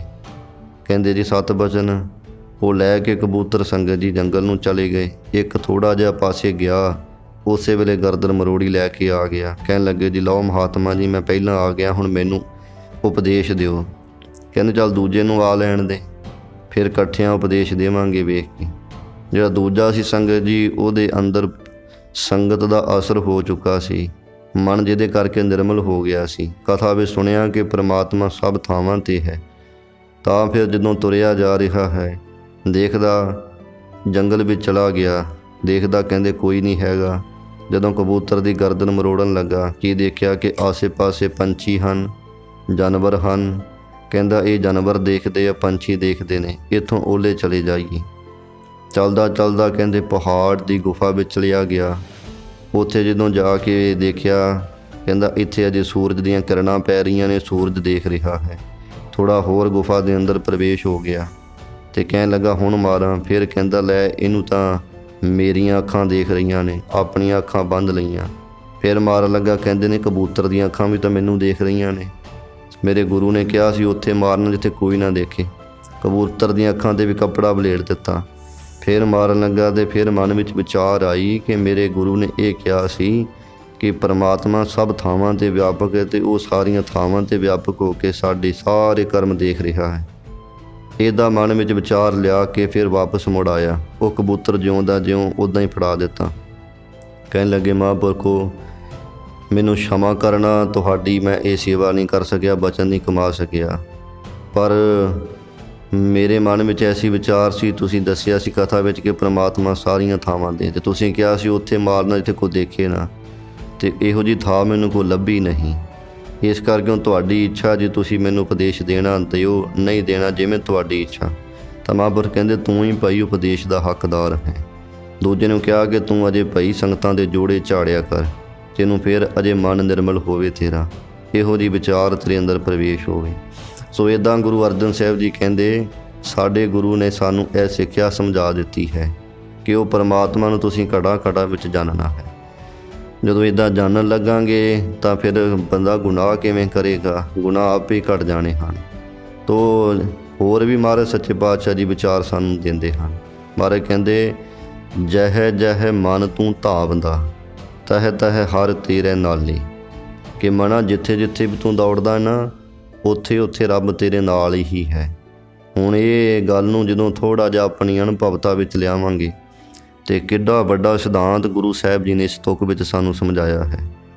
ਕਿਉਂਕਿ ਆਪਾਂ ਜਦੋਂ ਕੋਈ ਗੁਨਾਹ ਕਰਦੇ ਹਾਂ, ਗੁਨਾਹ ਜ਼ਰੂਰੀ ਨਹੀਂ ਕਿ ਹੱਥਾਂ ਨਾਲ ਹੀ, ਗੁਨਾਹ ਕਈ ਤਰ੍ਹਾਂ ਕਰਕੇ ਹੁੰਦਾ। ਮਨ ਕਰਕੇ ਵੀ ਗੁਨਾਹ ਹੁੰਦੇ, ਅੱਖਾਂ ਕਰਕੇ ਵੀ ਗੁਨਾਹ ਹੁੰਦੇ, ਇੰਦਰੀਆਂ ਕਰਕੇ, ਸਰੀਰ ਕਰਕੇ ਵੀ ਗੁਨਾਹ ਹੁੰਦੇ ਆ। ਹਾਂ, ਕਲਯੁਗ ਵਿੱਚ ਇੰਨੀ ਕੁ ਇਹ ਸਾਨੂੰ ਮਿਲ ਜਾਂਦੀ ਹੈ ਰਹਿਤ ਇਸ ਜ਼ਮਾਨੇ ਦੇ ਵਿੱਚ ਵੀ ਜਿਹੜੇ ਮਨ ਦੇ ਵਿੱਚ ਅਜੇ ਗੁਨਾਹ ਹੈ ਨਾ, ਉਹਨਾਂ ਦਾ ਫਲ ਨਹੀਂ ਮਿਲਦਾ।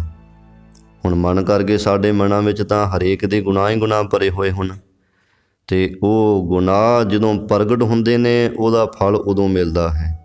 ਜਿੰਨਾ ਚਿਰ ਅੰਦਰ ਨੇ ਉਹਨਾਂ ਚਿਰ ਸੰਗਤ ਜੀ ਬਖਸ਼ੇ ਜਾ ਸਕਦੇ ਹਨ। ਉਹ ਗੁਨਾਹ ਜਿਵੇਂ ਆਪਾਂ ਤੁਰਦੇ ਜਾ ਰਹੇ ਹਾਂ, ਅੱਗੇ ਸੰਗਤ ਜੀ ਖੂਹ ਆ ਗਿਆ ਹੈ, ਇੱਕ ਕਦਮ ਸਾਡਾ ਜਿਹੜਾ ਹੈ ਉਹ ਖੂਹ ਦੀ ਮੌਣ 'ਤੇ ਹੈ, ਦੂਜਾ ਕਦਮ ਖੂਹ ਦੇ ਵਿਚਾਲੇ ਨੂੰ ਜਾਣ ਵਾਲਾ ਹੈ। ਹੁਣ ਇੱਕ ਕਦਮ 'ਤੇ ਆਪਾਂ ਖਲੋਤੇ ਹੋਏ ਹਾਂ। ਹੁਣ ਜੇ ਆਪਾਂ ਦੇਖ ਲਿਆ ਵੀ ਅੱਗੇ ਨੂੰ ਖੂਹ ਹੈ, ਉਹ ਕਦਮ ਸਾਡਾ ਖੂਹ ਵਾਲੇ ਪਾਸੇ ਨੂੰ ਉੱਦਾਂ ਹੀ ਵਿਚਾਲੇ ਲਟਕਾਇਆ ਹੋਇਆ ਹੈ। ਅਤੇ ਜੇ ਹੁਣ ਪਿਛਲਾ ਕਦਮ ਜਿਹੜਾ ਮੌਣ 'ਤੇ ਸੀ ਉਹ ਵੀ ਪੁੱਟ ਲਈਏ, ਫਿਰ ਤਾਂ ਖੂਹ 'ਚ ਡਿੱਗਾਂਗੇ। ਅਤੇ ਹੁਣ ਸਾਡੇ ਹੱਥ ਵੱਸ ਹੈ ਉੱਥੇ ਕਿ ਜਿਹੜਾ ਅਗਲਾ ਕਦਮ ਉਹਨੂੰ ਪਿੱਛੇ ਕਰਕੇ ਆਪਾਂ ਥੋੜ੍ਹਾ ਪਾਸਿਓਂ ਦੀ ਵੀ ਜਾ ਸਕਦੇ ਹਾਂ ਬਚ ਕਰਕੇ। ਸੋ ਇੱਦਾਂ ਜਿਹੜੇ ਮਨ ਦੇ ਵਿੱਚ ਕਰਮ ਨੇ ਨਾ, ਉਹ ਕਰਮ ਜਿਹੜੇ ਸਾਡੇ ਅੰਦਰ ਉੱਠ ਰਹੇ ਹਨ, ਹੈ ਤਾਂ ਉਹ ਵੀ ਗੁਨਾਹ ਰੂਪ ਨੇ, ਪਰ ਉਹ ਗੁਨਾਹ ਜਿਹੜੇ ਨੇ ਸਾਡੇ ਕਰਮਾਂ ਦੇ ਵਿੱਚ ਲਿਖੇ ਨਹੀਂ ਜਾਂਦੇ ਹਨ, ਕਿਉਂਕਿ ਉਹ ਆਪਾਂ ਅਜੇ ਕੀਤੇ ਨਹੀਂ ਨਾ। ਗੁਨਾਹ ਉਹੀ ਲਿਖੇ ਜਾਣੇ ਜਿਹੜੇ ਸਾਡੇ ਕੀਤੇ ਗਏ ਹਨ। ਤਾਂ ਮਨ ਕਰਕੇ ਵੀ ਗੁਨਾਹ ਅਸੀਂ ਕਰਦੇ ਤਾਂ ਹਾਂ, ਪਰ ਮਨ ਕਰਕੇ ਜਦੋਂ ਆਪਾਂ ਗੁਰੂ ਦੇ ਆ ਕੇ ਚਰਨਾਂ 'ਚ ਮੱਥਾ ਟੇਕਦੇ ਨੇ, ਉਹ ਅੰਦਰ ਹੀ ਖਤਮ ਹੁੰਦੇ ਜਾਂਦੇ ਨੇ।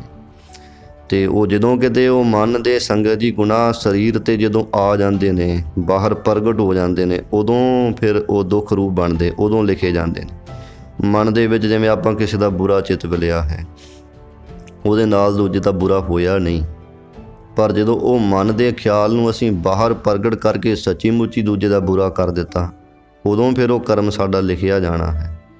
ਇੱਦਾਂ ਇਹ ਕਲਯੁਗ ਦੇ ਜ਼ਮਾਨੇ ਵਿੱਚ ਐਸਾ ਵਿਧੀ ਵਿਧਾਨ ਕੁਝ ਬਣਿਆ ਹੋਇਆ ਹੈ।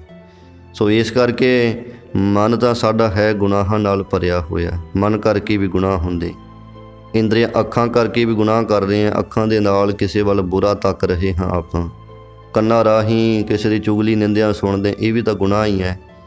ਜ਼ੁਬਾਨ ਰਾਹੀਂ ਕਿਸੇ ਨੂੰ ਮੰਦਾ ਬੋਲ ਦਿੰਦੇ ਹਾਂ, ਕਿਸੇ ਦਾ ਬੁਰਾ ਬੋਲ ਦਿੰਦੇ ਲਫ਼ਜ਼ ਕਿਸੇ ਨੂੰ, ਅਤੇ ਜ਼ੁਬਾਨ ਕਰਕੇ ਵੀ ਇਹ ਗੁਨਾਹ ਹੀ ਇੱਕ ਹਿਸਾਬ ਦਾ।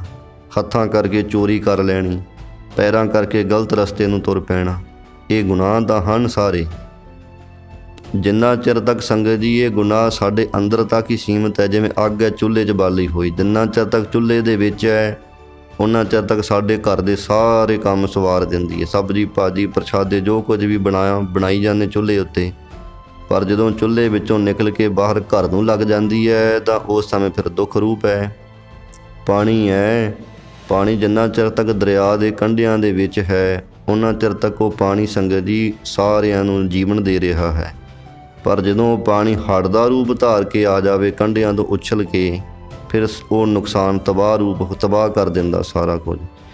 ਇੱਦਾਂ ਹੀ ਜਿਹੜੇ ਸਾਡੇ ਮਨ ਵਿੱਚ ਗੁਨਾਹ ਨੇ, ਅਤੇ ਕਈ ਵਾਰ ਆਪਾਂ ਕਹਿ ਨਹੀਂ ਦਿੰਦੇ ਜੀ ਫਲਾਣੇ ਨੇ ਫਲਾਣੇ ਦਾ ਕਤਲ ਕਰ ਦਿੱਤਾ। ਜਿੱਦਣ ਕਤਲ ਕੀਤਾ ਉਹ ਤਾਂ ਸੰਗਤ ਜੀ ਉਦਣ ਪ੍ਰਗਟ ਹੋਇਆ ਕਤਲ। ਖੌਰੇ ਕੀ ਪਤਾ ਉਹ ਕਤਲ ਕਦੋਂ ਦਾ, ਕਿੰਨੇ ਸਾਲਾਂ ਦਾ ਉਹਦੇ ਮਨ ਵਿੱਚ ਚੱਲ ਰਿਹਾ ਸੀ, ਪਰ ਮਨ ਵਿੱਚ ਚੱਲ ਰਿਹਾ ਸੀ ਉਹ ਲੁਕਿਆ ਹੋਇਆ ਸੀ। ਜਦੋਂ ਕਤਲ ਹੋ ਗਿਆ, ਜ਼ਰੂਰੀ ਨਹੀਂ ਕਤਲ, ਚਲ ਹੋਰ ਵੀ ਕੋਈ ਕੰਮ ਕਰ ਲਾ ਲਈਏ ਆਪਾਂ, ਜਦੋਂ ਪ੍ਰਗਟ ਹੁੰਦਾ ਇਹ ਕਈ ਤਾਂ ਕਰਮ ਹੁੰਦੇ ਅਚਾਨਕ ਹੋ ਜਾਂਦੇ ਨੇ, ਅਚਾਨਕ ਜਿਹੜੇ ਹੋ ਜਾਂਦੇ ਹਨ, ਅਤੇ ਉਹ ਕੋਈ ਪਿਛਲੇ ਜਨਮਾਂ ਦਾ ਕੋਈ ਲੈਣਾ ਦੇਣਾ ਹੁੰਦਾ ਹੈ। ਇੱਕ ਉਹ ਹੁੰਦੇ ਸੰਗਤ ਜੀ ਜਿਹੜੇ ਸਾਡੇ ਮਨ ਦੇ ਅੰਦਰ ਕਈ ਚਿਰਾਂ ਤੋਂ ਵਿਉਂਤ ਚੱਲ ਰਹੀ ਹੁੰਦੀ ਸੀ, ਅਤੇ ਉਹ ਫਿਰ ਵਿਉਂਤ ਇੱਕ ਦਿਨ ਪ੍ਰਗਟ ਹੋ ਜਾਂਦੀ ਹੈ। ਜਿੱਦਣ ਪ੍ਰਗਟ ਹੁੰਦੀ ਜਾਣਦੇ ਤਾਂ ਆਪਾਂ ਉੱਦਣ ਹੀ ਆ, ਪਰ ਰੱਬ ਤਾਂ ਉਦੋਂ ਪਹਿਲਾਂ ਵੀ ਜਾਣ ਰਿਹਾ ਸੀ ਨਾ। ਜਿੰਨਾ ਚਿਰ ਸਾਡੇ ਮਨ ਦੇ ਵਿੱਚ ਪ੍ਰਗਟ ਹੋ ਰਹੀ ਸੀ, ਜਿੰਨਾ ਚਿਰ ਮਨ ਦੇ ਵਿੱਚ ਹੈ ਉਹਨਾਂ ਚਿਰ ਵਾਹਿਗੁਰੂ ਰੱਬ ਸੰਗਤ ਦੀ ਸਾਡੀ ਸਹਾਇਤਾ ਕਰਦਾ। ਕਈ ਤਰ੍ਹਾਂ ਦੀਆਂ ਸਾਨੂੰ ਉਦਾਹਰਨਾਂ ਦਲੀਲਾਂ ਮਿਲਦੀਆਂ ਰਹਿਣੀਆਂ ਕਿ ਬਚ ਜਾ ਅਜੇ ਵੀ। ਅਤੇ ਜੇ ਬੰਦਾ ਉਹ ਨਾ ਸਮਝ ਸਕਿਆ ਉਹ ਪਰਮਾਤਮਾ ਦੀ ਐਸੀ ਰਮਜ ਨੂੰ, ਅਤੇ ਫਿਰ ਅਖੀਰ ਉਹ ਜਿਹੜਾ ਕਰਮ ਹੈ ਨਾ ਸਾਡਾ ਅੰਦਰ ਬਾਹਰ ਸਰੀਰ 'ਤੇ ਪ੍ਰਗਟ ਹੋ ਜਾਂਦਾ ਹੈ। ਜਦੋਂ ਬਾਹਰ ਪ੍ਰਗਟ ਹੋ ਗਿਆ ਤਾਂ ਫਿਰ ਧਰਮਰਾਜ ਬੈਠੇ ਚਿੱਤਰਗੁਪਤ ਲਿਖ ਲੈਂਦੇ, ਉਸੇ ਸਮੇਂ ਲਿਖੇ ਤਾਂ ਅੰਦਰ ਵਾਲੇ ਵੀ ਜਾਂਦੇ ਗੁਪਤ ਕਰਮ ਵੀ, ਪਰ ਉਹਨਾਂ ਦੀ ਕਿਸੇ ਹੱਦ ਤੱਕ ਮੁਆਫੀ ਮਿਲ ਸਕਦੀ ਹੈ। ਪਰ ਜਦੋਂ ਪ੍ਰਗਟ ਹੋ ਜਾਂਦੇ ਫਿਰ ਔਖਾ ਹੈ ਕੰਮ। ਸੋ ਜਿੰਨਾ ਚਿਰ ਸੰਗਤ ਜੀ ਕਿਸਾਨ ਦੇ ਹੱਥ ਦੇ ਵਿੱਚ ਬੀਜ ਹੈ, ਉਹਦੀ ਹੁਣ ਮਰਜ਼ੀ ਹੈ, ਉਹ ਜ਼ਮੀਨ 'ਚ ਛੱਟਾ ਦੇ ਵੀ ਸਕਦਾ, ਨਹੀਂ ਵੀ ਦੇ ਸਕਦਾ। ਜਦੋਂ ਛੱਟਾ ਦੇ ਦਿੱਤਾ ਜ਼ਮੀਨ ਦੇ ਵਿੱਚ, ਫਿਰ ਤਾਂ ਹੁਣ ਜ਼ਮੀਨ ਦੀ ਤਾਕਤ ਹੈ, ਉਹਨੇ ਤਾਂ ਉਹ ਬੀਜ ਉਗਾਉਣੇ ਹੀ ਹਨ। ਜੇ ਹੱਥ ਦੇ ਵਿੱਚ ਅਜੇ ਬੁੱਕ ਭਰੀ ਬੀਜਾਂ ਦੀ, ਉਹਦੀ ਮਰਜ਼ੀ ਹੈ ਕਿ ਉਹ ਉਹਨਾਂ ਨੂੰ ਰੱਖ ਵੀ ਸਕਦਾ ਹੈ। ਇਸੇ ਤਰ੍ਹਾਂ ਕਈ ਉਦਾਹਰਨਾਂ ਲੈ ਸਕਦੇ। ਜ਼ਹਿਰ ਹੈ, ਬੰਦੇ ਨੇ ਪਕੜਿਆ ਹੋਇਆ ਹੱਥ ਵਿੱਚ, ਉਹਨਾਂ ਚਿਰ ਕੋਈ ਨੁਕਸਾਨ ਨਹੀਂ। ਜਦੋਂ ਜ਼ਹਿਰ ਖੋਲ੍ਹ ਕੇ ਸ਼ੀਸ਼ੀ ਤੇ ਜ਼ੁਬਾਨ 'ਤੇ ਰੱਖ ਲਿਆ, ਨੁਕਸਾਨ ਤਾਂ ਉਦੋਂ ਹੈ ਨਾ। ਇੱਦਾਂ ਹੀ ਉਹ ਜਿਹੜੇ ਕਰਮ ਨੇ ਸਾਡੇ ਅੰਦਰ ਉੱਠ ਰਹੇ ਹੈ, ਜਿੰਨਾ ਚਿਰ ਦਾ ਅੰਦਰ ਹੈ ਉਹਨਾਂ ਚਿਰ ਤੱਕ ਬਦਲੇ ਵੀ ਜਾ ਸਕਦੇ ਹਨ। ਜਦੋਂ ਪ੍ਰਗਟ ਹੋ ਗਏ ਫਿਰ ਕਹਾਣੀ ਔਖੀ। ਤਾਂ ਹੀ ਤਾਂ ਮਾਰਗ ਕਹਿੰਦੇ ਨੇ ਸਹਿਸਕ੍ਰਿਤੀ ਵਿੱਚ ਕਿ ਨਹਿ ਬਿਲੰਬ ਧਰਮੰ ਬਿਲੰਬ ਪਾਪੰ। ਬਿਲੰਬ ਦਾ ਅਰਥ ਦੇਰੀ। ਮਾਰਗ ਕਹਿੰਦੇ ਜਦੋਂ ਧਰਮ ਦਾ ਕੰਮ ਕਰਨਾ ਹੋਵੇ ਉਦੋਂ ਦੇਰੀ ਨਾ ਕਰੋ। ਜਦੋਂ ਪਾਪ ਕਰਮ ਵਾਸਤੇ ਸਾਡੇ ਅੰਦਰ ਪ੍ਰੇਰਨਾ ਮਿਲੇ ਤਾਂ ਉਦੋਂ ਬਦੋ ਬਦੀ ਦੇਰੀ ਕਰੋ, ਕਿਉਂਕਿ ਜੇ ਦੇਰੀ ਕਰਾਂਗੇ ਹੋ ਸਕਦਾ ਅਗਲੇ ਛਿਨ ਵਿੱਚ ਸਾਡਾ ਮਨ ਬਦਲ ਜਾਵੇ।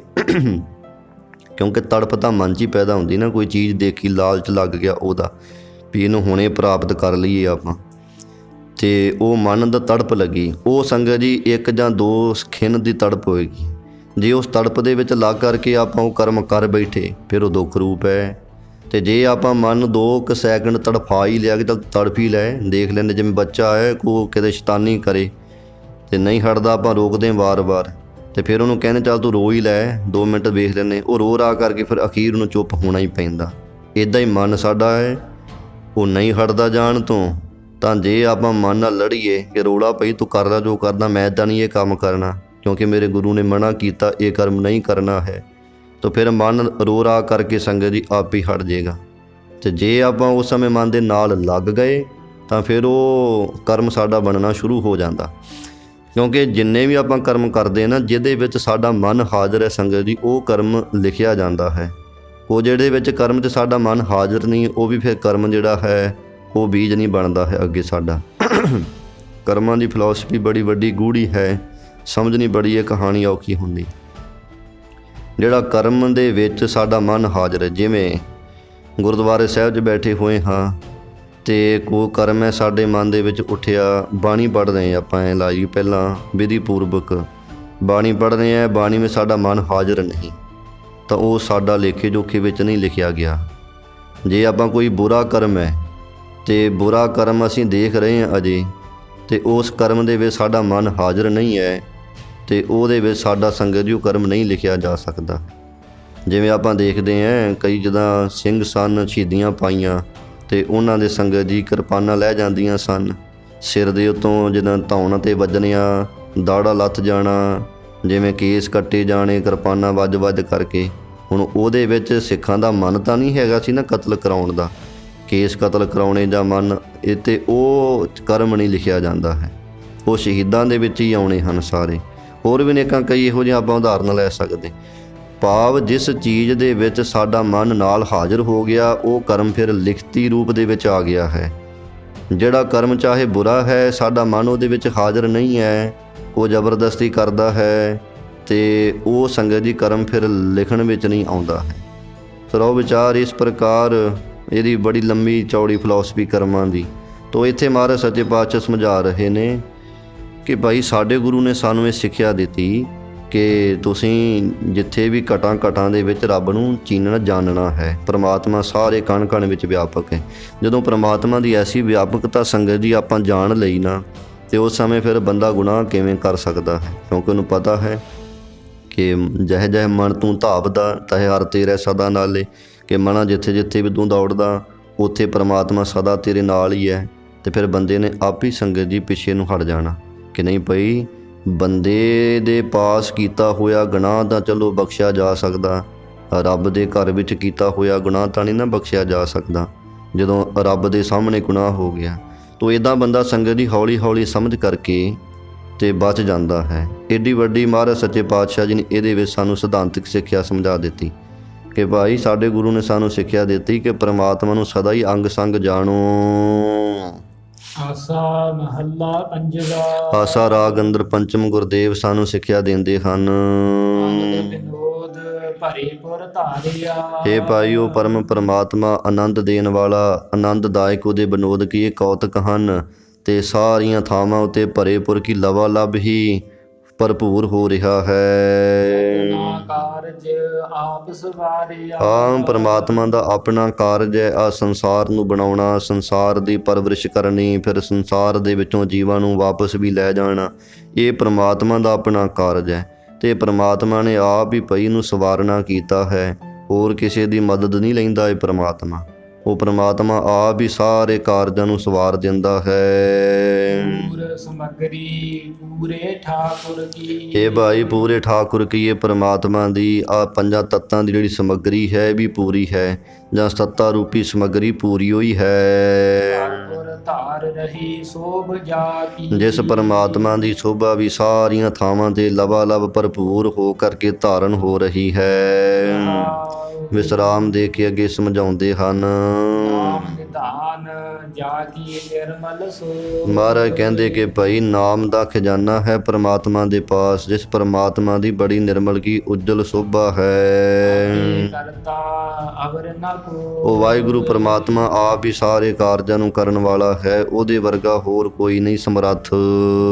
ਜੰਤ ਸਭ ਤਾਕੈ ਹਾਥ। ਆ ਜਿੰਨੇ ਵੀ ਜੀਵਾਂ ਰੂਪੀ ਜੰਤ ਵਾਜੇ ਆਪਾਂ ਦੇਖ ਰਹੇ ਹਾਂ, ਜਾਂ ਸੂਖਮ ਤੇ ਸਥੂਲ ਜਿੰਨੇ ਵੀ ਜੀਵ ਜੰਤ ਹਨ, ਇਹ ਸਾਰੇ ਜੀਵ ਜੰਤ ਸਭ ਤਾਕ ਹੈ ਹਾਥ। ਉਹ ਸਾਰੇ ਪਰਮਾਤਮਾ ਦੇ ਹਾਥੀ ਨੇ, ਪਰਮਾਤਮਾ ਦੇ ਅਧੀਨ ਹੀ ਹਨ। ਮਹਾਰਾਜ ਕਹਿੰਦੇ ਕਿ ਭਾਈ ਉਹ ਪਰਮਾਤਮਾ ਸਾਰਿਆਂ ਦੇ ਨਾਲ ਹੀ ਰੱਬ ਕੀ ਮਿਲ ਰਿਹਾ, ਵਿਆਪਕ ਹੋ ਰਿਹਾ ਹੈ। ਪੂਰੀ ਬਣਤ ਬਣਾਈ। ਅਖੀਰਲੀਆਂ ਤੁਕਾਂ ਦੱਸਦੇ ਮਹਾਰਾਜ ਕੇ ਗੁਰਸਿੱਖੋ ਸਾਡਾ ਪੂਰਾ ਗੁਰੂ ਹੈ ਤੇ ਉਹਨੇ ਪੂਰੀ ਸਾਧਨਾ ਦੀ ਗੁਣਾਂ ਦੀ ਬਣਤਰ ਬਣਾ ਦਿੱਤੀ ਹੈ। ਭਗਤ ਮਿਲੀ ਵਡਿਆਈ। ਸਤਿਗੁਰੂ ਜੀ ਕਹਿੰਦੇ ਇਦਾਂ ਭਗਤਾਂ ਨੂੰ ਭਈ ਵਡਿਆਈ ਪ੍ਰਾਪਤ ਹੋਈ ਹੈ। ਜਿਹੜੇ ਭਗਤ ਨੇ ਪਰਮਾਤਮਾ ਦੇ, ਉਹਨਾਂ ਨੂੰ ਪਰਮਾਤਮਾ ਦੀ ਪ੍ਰਾਪਤੀ ਰੂਪੀ ਵਡਿਆਈ ਪ੍ਰਾਪਤ ਹੋ ਚੁੱਕੀ ਹੈ। ਇਸ ਪ੍ਰਕਾਰ ਗੁਰੂ ਅਰਜਨ ਦੇਵ ਸੱਚੇ ਪਾਤਸ਼ਾਹ ਜੀ ਸਾਡੇ ਤੇ ਮਿਹਰ ਕਰਕੇ ਸਾਨੂੰ ਪਰਮਾਰਥ ਦੀ ਸੋਝੀ ਦਿੰਦਿਆਂ ਹੋਇਆਂ ਐਸੇ ਮਹਾਨ ਉਪਦੇਸ਼ ਬਖਸ਼ਿਸ਼ ਕਰ ਰਹੇ ਹਨ।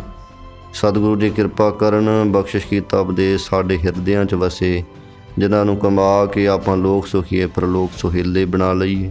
ਭੁੱਲਾਂ ਚੁੱਕਾਂ ਦੀ ਖਿਮਾ। ਜੰਤ ਸਭ ਤਾਕੈ ਹਾਥ। ਰਵ ਰਹਿਆ ਪ੍ਰਭ ਸਭ ਕੈ ਸਾਥ।